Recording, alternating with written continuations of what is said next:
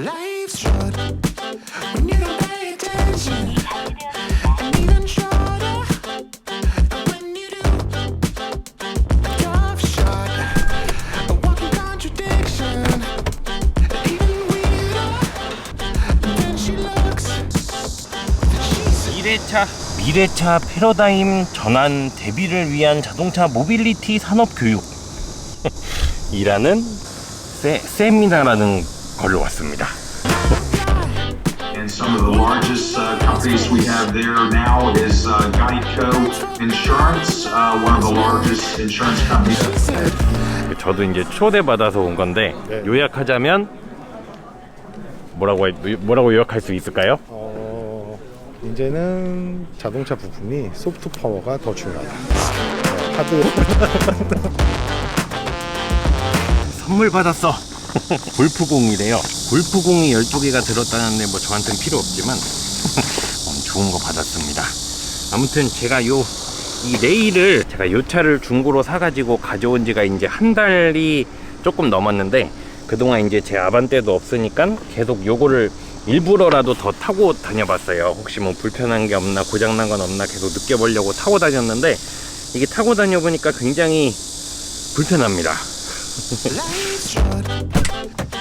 일단 제가 이 차의 이때 연식의 그 가격표를 좀 찾아봤어요. 2012년에 레이 가격표를 찾아봤더니 그때 당시 등급이 디럭스, 스페셜, 럭셔리, 프레스티지 순으로 있었는데, 이거는 1245만원짜리 디럭스 등급이었고요. 그리고 이제 추가 옵션들이 있는데 14인치 알로이 휠 20만원, 인조 가죽 시트 15만원, 열선 가죽 핸들 15만원, 전동 사이드미러 플러스 안개등이 15만원 이었는데, 이 중에서 맨 마지막이었던 전동 사이드미러 플러스 안개등 15만원짜리 그 옵션만 추가된 자동차입니다.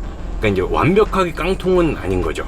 어쨌든 이걸 계속 타고 다녀 보니까 이제 제 차도 깡통이기는 했지만 이제 그래도 제가 옵션들을 다 추가해서 최근에는 뭐 이런 옵션들이 다 있는 상태였잖아요.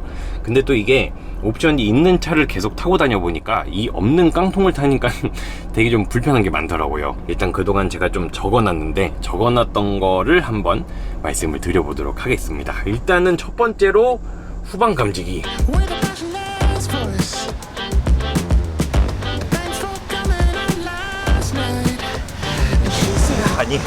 아니 진짜 이거는 요즘 차에는 이렇게 뒤로 후진하다가 차 오면은 알아서 멈춰주는 어시스트 기능 같은 것도 있잖아요. 근데 저거는 후방 주차 센서조차 없습니다. 이게 이제 한 달 정도 타고 다니니까는 또 적응돼 가지고 좀 괜찮아지긴 했는데, 그래도 저거는 너무 불편한 것 같아요. 일단 제일 먼저 저거부터 달아야 될 것 같습니다. 그리고 두 번째로 내비게이션. 아니 이게 또 있다가 없으니까 깡통하방 때 탈 때도 이렇게 핸드폰으로 찍고 잘 다녔거든요. 근데 이게 또 이제 내비게이션이 있었다 보니까 이 상태에서 전화 오면 또 막 되게 불편하고 그렇더라고요. 그래서 내비게이션 하면서 후방 카메라랑 샥 안테나도 같이 달아야 될 것 같고, 그리고 세 번째로 핸즈프리. 이게 오디오가 세상에 이게 보면 핸즈프리는커녕 블루투스조차도 안 되는 오디오더라고요. 심지어는 CD를 넣는 데도 없어. 그냥 라디오밖에 못 듣습니다. 밑에 저기 억스랑 뭐 아이팟 USB 이런 단자는 있기는 한데, 아니 아예 마이크조차 존재하지 않더라고요. 그래서 이것도 블루투스 되는 오디오로 바꿔야 될 것 같고, 그리고 네 번째로 오토 윈도우. 이거는 조금 생각을 못 했는데, 이 창문을 내릴 때 다른 좌석들은 몰라도 운전석이 이 원터치로 이렇게 쭉 내리는 이 오토 윈도우가 안 되니까 이게 은근히 되게 불편하더라고요. 왜 우리 막 이렇게 주차장에서 나갈 때 보면은 한 손으로 이렇게 띡 눌러놓고 이게 내려가는 사이에 뭐 지갑을 꺼내갖고 계산을 한다든지 그렇잖아요. 근데 이게 안 되고 계속 누르고 있어야 되니까 이게 되게 은근히 불편하더라고. 이거는 약간 생각도 못했던 건데 이것도 필요할 것 같습니다. 그리고 다섯 번째, 요거는 뭐 간단한 건데 실내등. 요 위에 달린 요 전구가 전부 그냥 노란색이에요. 이 가운데도 노란색으로 달려있고, 이것들 전부 다 LED로 바꿀 거고, 그리고 화장등도 이게 레이가 순정으로 여기 옆인가요? 어디 화장등 달려있는 게 있더라고요. 여기로 배선 작업하는 것 같은데 그것도 만들어서 설치를 할 거고, 그리고 여기 트렁크에 보면은 이 오른쪽에 이 트렁크 등이 달려 있는데 이거는 지금 이렇게 고정으로 달려 있잖아요. 근데 이게 이 부분이 랜턴으로 돼 있는 뭐 그런 옵션도 있더라고요. 그래서 그것도 찾아갖고 할 수 있는 건지 모르겠지만 그것도 찾아서 한번 바꿔볼 생각입니다. 그리고 여섯 번째로 열선 통풍 시트. 이게 또 계속 통풍이 되는 차만 타다가 안 되는 차를 타니까 이게 오늘 날씨 굉장히 덥거든요. 요런 날 막 엄청 땀차고, 그러니까 이게 처음부터 경험을 안 해봤으면 모르겠는데 그동안 계속 통풍 바람이 나오다가 없으니까는 되게 불편하더라고요. 같은 맥락으로 겨울에 또 날씨 추워지면 이제 열선 시트나 뭐 열선 핸들 이런 게 그리울 것 같은데, 열선 핸들하고 시트는 있는 것 같은데 통풍은 이게 순정 옵션이 없는 것 같더라고요. 그리고 다음으로 하이패스 룸미러. 이게 지금 하이패스, 제가 여기 오늘 인천에서 안산을 왔는데 오면서 톨게이트를 한 3번 지났거든요. 근데 이것도 하이패스가 없으니까는 굉장히 불편하더라고요. 그래서 한 번 정도인가는 깜빡하고 그냥 하이패스로 갔어. 그래서 이제 고지서 날라올 건데 잘 내겠습니다. 그리고 근데 이게 이렇게 얘기하면 끝이 없겠다. 적어둔 건 굉장히 많은데 좀 빨리빨리 얘기를 해보면은, 요 시트가 지금 이게 직물이거든요. 직물 시트라서 이것도 가죽으로 바꾸고 싶고, 그리고 지금 이게 냄새가 나는데 아마 천장이 보면 굉장히 더러워요. 천장하고 저 밑에 카페트도 이게 지금 저번에 요거 벗겨보니까 굉장히 지저분하더라고요. 그래서 아마 카페트하고 이 천장에서 냄새 나는 게 원인이 굉장히 클 것 같아 갖고 요것도 바꾸고 싶고, 그리고 핸들도 지금 리모컨 하나도 없는 핸들인데 요것도 열선 달린 가죽으로 바꾸고 싶고, 그리고 내장재도 대시보드랑 요런 거 색깔이 다른 게 또 있더라고요. 그리고 오토 에어컨이랑 스마트 키는 조금 오바 같아 가지고 그거는 이제 좀 생각을 해봐야 될 것 같고요. 앞으로 또 뭐 불편한 게 뭐가 생길지는 모르겠지만 일단 타고 다니면서 편의사항 쪽에서 불편했던 건 이 정도입니다. 이제 여기서 부품이 수급이 되는 대로 하나씩 한번 바꿔나가 볼게요. 그리고 외장. Love's a dish, best done served.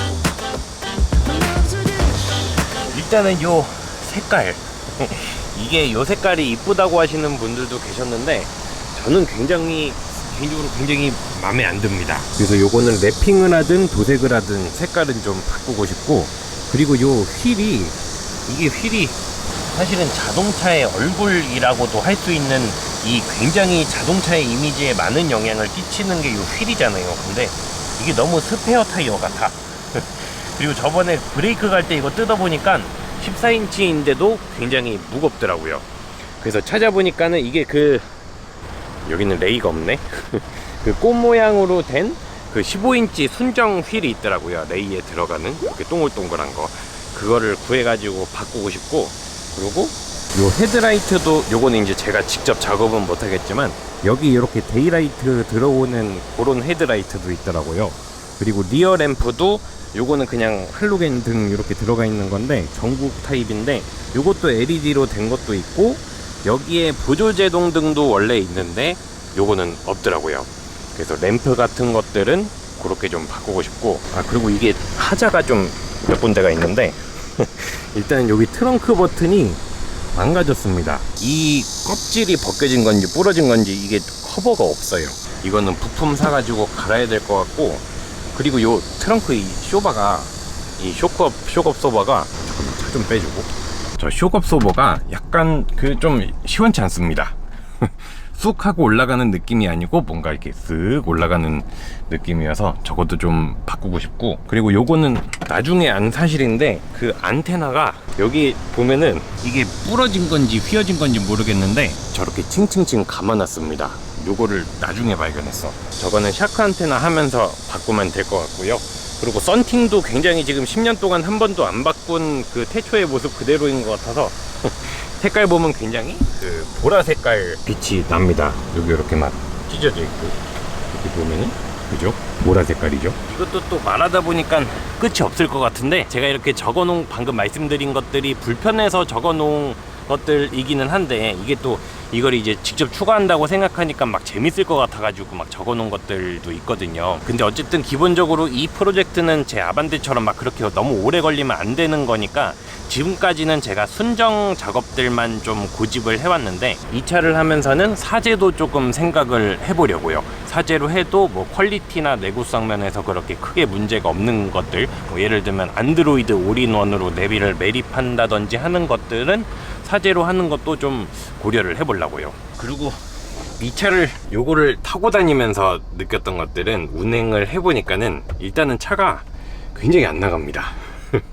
저도 첫 차로 모닝을 탔었기 때문에 경차의 느낌이 어떤지는 굉장히 잘 알고 있는데 이게 모닝보다 한 100kg가 무겁더라고요. 무거워서 그런지 굉장히 굼뜹니다. 그래서 RPM을 굉장히 높게 써야 그 가속도를 유지를 할 수가 있는, 맞춰서 이렇게 갈 수가 있는데, 그래서 그런지 연비도 굉장히 안 좋고 한 8kg, 9kg 정도 나오는 것 같더라고요. 그렇긴 한데 이거는 이제 한 90kg, 100kg 넘어가면서부터의 얘기고, 시내 주행에서는 전혀 무리가 없습니다. 급가속을 해야 될 때나 고속 영역에서야 좀 힘이 딸리는 걸 느끼는 거지, 시내 주행하면서는 굉장히 충분하다고 느꼈어요. 그런 단점들도 있는 반면에 이런 실내 공간이나 경제성, 그리고 이런 시내에서의 기동성을 생각해 보면은 단점보다는 장점이 훨씬 많은 차인 것 같더라고요. 짐 실기에도 좋고, 이걸로 캠핑 다니시는 분들도 계시니까 여가 생활에도 좋을 것 같고, 그러니까 뭔가 굉장히 생산적인 일을 하기에 준비가 되어 있는 자동차라는 느낌이 들었습니다.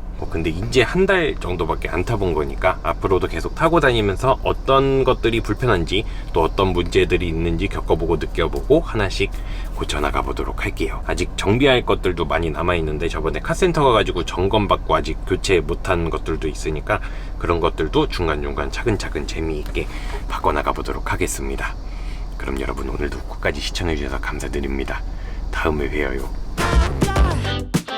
With a passionate voice. 근데 오늘 말씀드렸던 뭐 옵션 없고 이런 것들이, 이 불편한 건 불편한 건데, 불편한 걸 떠나서 개인적으로는 굉장히 그런 게 좋아요.